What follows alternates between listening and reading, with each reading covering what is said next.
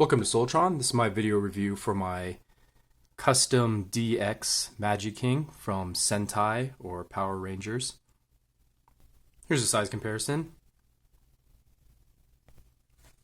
So basically the whole point of this custom for me was just to give him better proportions and to fix up his articulation so he could have better posing. But I think he came out really good, so I'm just going to put him in like a default pose so we can take a look at him. Okay, and I did what I could on his faceplate. I kind of bumped it forward a little bit so it would get closer to the front of his helmet and it wasn't so sunken back, but he's got a very tiny little face, which is kind of a problem. I wish his face was a little bit bigger. So that's a little bit off-putting, but when his brim is down and you can't really see his eyes, it looks pretty good. But I think his proportions came out really good, so he's been lengthened a lot. A lot of that chunkiness he used to have is gone. So he's got a very angular, athletic-looking build now, which I think suits this figure a lot better. So he looks more agile. This sword is pretty heavy, so he has a really hard time holding it because his shoulder joints just aren't that strong, and then his wrist joint is pretty weak too. So he definitely needs to like two-hand this sword to get any decent poses. He's got a lot of problems as far as this goes. But this sword is also kind of heavy. It's got a lot of rubber parts, so it weighs him down a lot. But yeah, that's his proportions. So I'm just going to go over the articulation. He's got this ball jointed neck, so he can look in all directions. It's kind of a double jointed ball joint. So he's got a lot of articulation there as far as that goes. He's especially good at looking down, not so great at looking up. And he's actually got like this double ball joint thing going on. And I have a replacement one that's a little bit shorter, which makes his head look a little bit less awkward. But the longer one gets his head closer to the front of his chest, because his chest is still pretty far forward, even though I fixed it. When I fixed his proportions, because his chest used to stick out like this much originally. But yeah, this neck joint just bumps his head forward a little bit more, gives him more better looking profile, so he looks better from the side. But that's his neck articulation, and then he's got these, you can kind of see it, there's one ball joint there, and then there's another ball joint in the shoulder. So he's got double ball jointed shoulders, so he can get a lot of articulation in the shoulders. They are a bit loose. I'd say that about all the ball joints in this figure. They're all kind of fiddly. Actually, his elbows are really nice and tight, but everything else is kind of fiddly. And there's like some sagging. So that's kind of the trade-off for giving this guy so many ball joints, but I'd probably just have to polish those up. And then he's got rotating wrists, which helps him wielding his sword. He's also got, I don't really like this joint because it's very stiff. He's got a waist joint, and it's hard to manipulate that because his chest is not very solidly made, so you can't really put a lot of pressure on that while you rotate. But he can swivel his waist. It's not that important piece of articulation, but it's there. And then he's got ball joint hips, so he can't kick out too far, but he can get a pretty wide A stance. And then these are really stiff, which is good because this guy's kind of heavy. And you can get a full forward kick, can hold that no problem. These are really great ball joints this time. And then his backward kick is definitely hampered by this hip armor here. And then he's got the typical, he's got the knee bend that he had by default, which is less than 90 degrees. So that's about it for his articulation, except for the wings are also on ball joints, so they can articulate pretty nicely. So you can see those back here, and those hold pretty good. This one's a little bit loose, but those hold the weight just fine. It's not really that much of an issue. And then his chest kind of like disintegrated a little bit because it's held together by a magnet. But overall, I think he turned out really good. He just looks very dynamic. I think he's an awesome looking piece.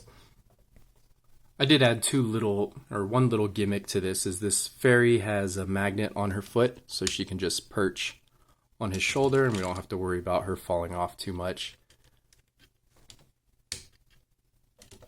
So that's on there pretty good while you move him around. And that looks really cool, just having her there. And then I put this little metal pin right here in his fist, so he can also kind of just hold the fairy. Okay, so I got that lined up. So that makes for a pretty cool look, since the fairy's not really integrated in this mode anymore. Like, she used to become part of the chest, but his chest was just too wide in the original figure, and I had to fix that. Okay, so I'm going to take him apart for transformation into his dragon mode. So I made some mods there too. So his core figure, the knight chest, is just going to pull right out. And that's in there pretty securely. We're going to also take off his boots. So those just come off like they used to. I didn't really mod the feet very much. And then one thing I did do was there's a ball joint here now. So to get him into his beast mode, you have to clip in this ball joint to this, or this ball joint to this socket. So you got to kind of angle it back, and then it'll click in place, and then you detach the little clip here. And this is kind of the only thing that's holding it onto the robot forearm. So here's the robot forearm right here without the fist and the back of the back of the forearm. So, and then you just rotate this piece around. And then you have this part of the fist facing out because it looks nicer. You just clean that up in there. And that makes one of the dragon fists, and now it's on this new ball joint. So it's a little bit of parts forming. It's kind of a cheat, but it's technically not parts forming. It just transfers from one ball joint to another. Okay, and then we're just going to lower the brim of his cap. We're going to split that open just to make it look less like a magician's hat, and then fold it up on this double ball joint. And then I like to put a little bit of an arch in the back here. So I like to bend this. It's actually a ball jointed waist, so he can arch his back a little bit. So I like to get that ready for the dragon mode. And then these forearms are just going to rotate on the double joint and then just rotate into his chest, just like in the original transformation. And then I like to have these cover up what will become the dragon belly. So this is what this section looks like when it's all cleaned up and nice and flush. And then you might have heard something fall off. That was actually this shield piece, just pegs in back here, which is part of the Minotaur. So I made it so the shield can be removed, so that's supposed to come out. And then the legs just transform normally, so you're just going to rotate these and they become the dragon legs, and then you rotate them forward. And you can see that kind of looks like a dragon's leg. Okay, so he's taking shape a little bit, and then you're going to rotate the dragon arms forward. And these are also on ball joints now, so you have a large range of articulation, but they kind of look best if they're doing very little, kind of just hanging here.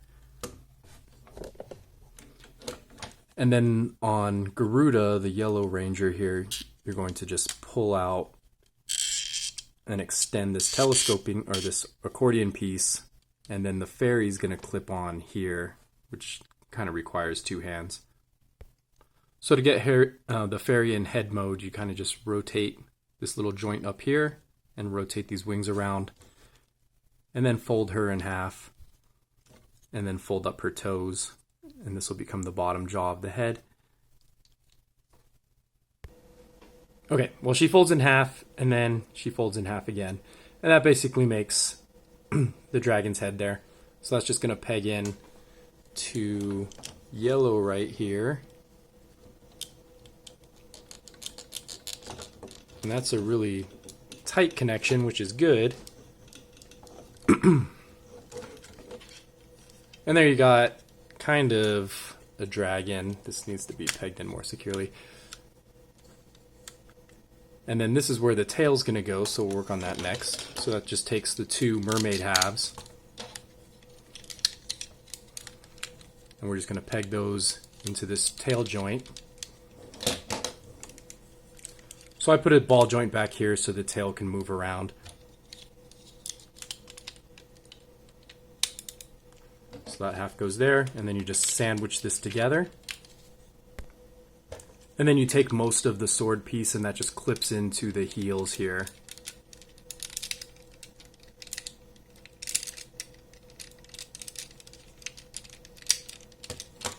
Okay.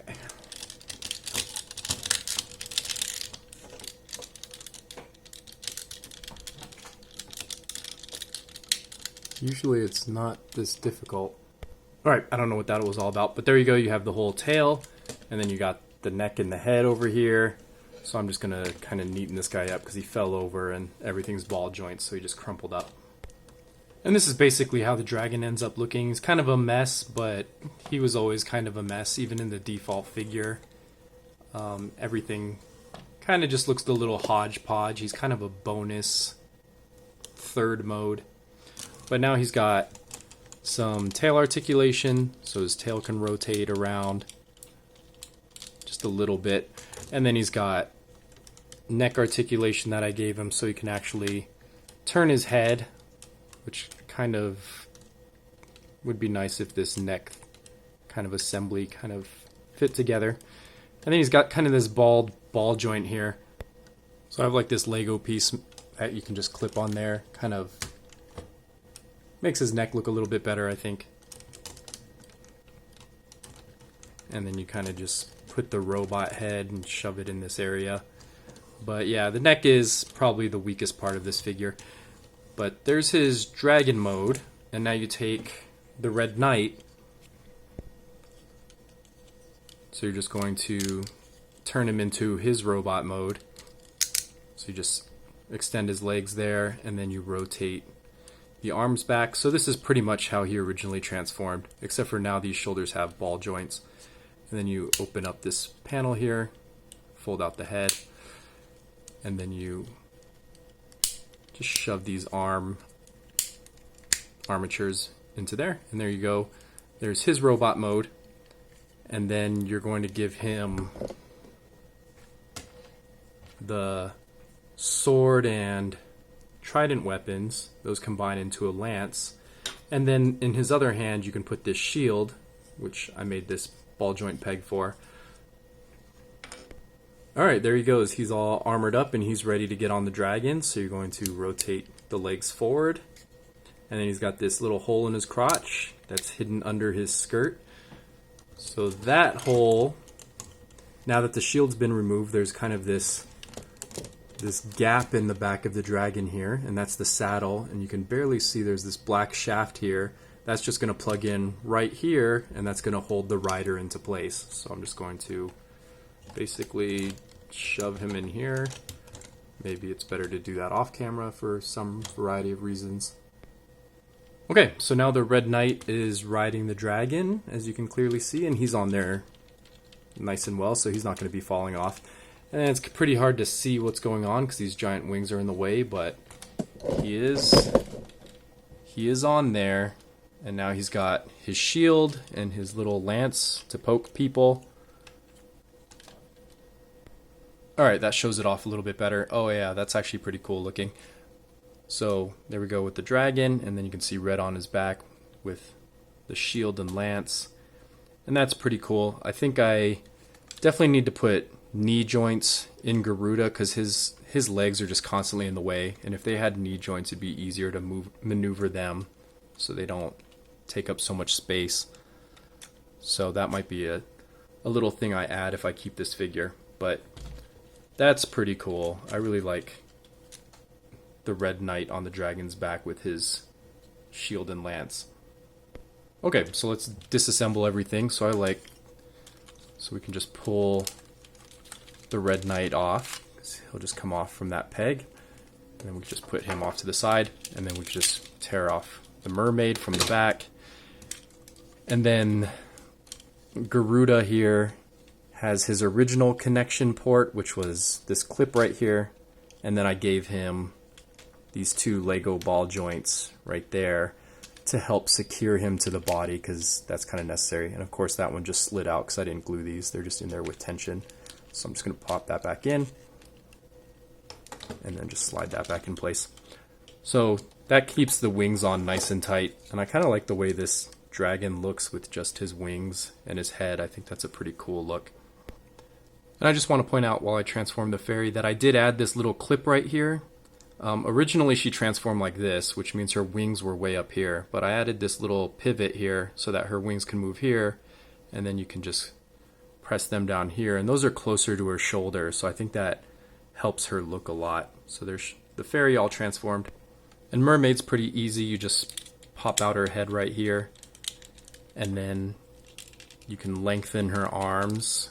So that's a mod I added so that she can have some arm articulation. She has ball jointed arms.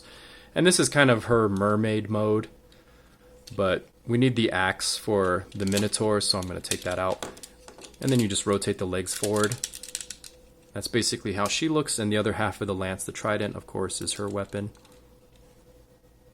Okay, all this mess is the Garuda, so we'll rotate his head here and reveal his eagle head, and then this is just going to, so this joint, or this little neck armor has to be taken off, but otherwise there's not really parts forming, so that's just an aesthetic thing. And then you just accordion his chest back into place, rotate his legs forward, and then just close up his wings. And there's him all transformed. He wasn't modded very much. He's got, well, I'll go over that in a minute. And then finally for Minotaur, you're just going to straighten out the legs. And then these little robot forearm joints, you can do those a couple different ways. You can just fold them up and out of the way like this, and then just fold his beast arms down. And then you can see he's already mostly transformed, and he's just going to have this dangling connection port. You just hide that the best you can. And then the shield just plugs into this hole right there. And then you just got to angle him backwards a little bit to make the space.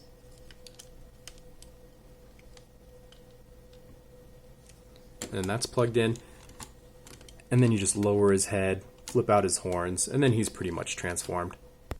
So this guy does have waist articulation, but if you put these forearms, if you move them down into the side here so that they go and they fill up this gap right here, it kind of disables that waist rotation.